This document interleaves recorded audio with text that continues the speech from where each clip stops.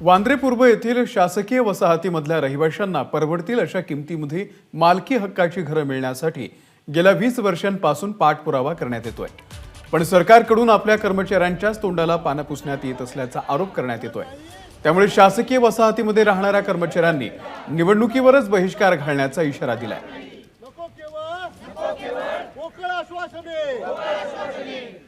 प्रत्येक वेळेस सरकारकडून आम्हाला फक्त आश्वासनं मिळाली की तुमच्या मालकी हक्काच्या घराचा आम्ही निर्णय घेऊ, परंतु अद्यापर्यंत त्याचा निर्णय होत नाहीयेत।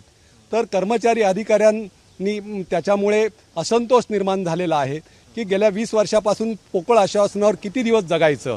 आता केवळ आश्वासनं नको तर आमच्या घराचा ठाम निर्णय घ्या, यासाठी कर्मचारी अधिकाऱ्यांनी विशेषतः आम्ही नागरिक म्हणून रहिवाशांनी असा निर्णय केला आहे की जोपर्यंत आमच्या मालकी हक्काच्या घराचा निर्णय होत नाही तोपर्यंत एक नागरिक म्हणून आम्हाला असलेला जो मतदानाचा हक्क आहे तो आम्ही बजावणार नाही।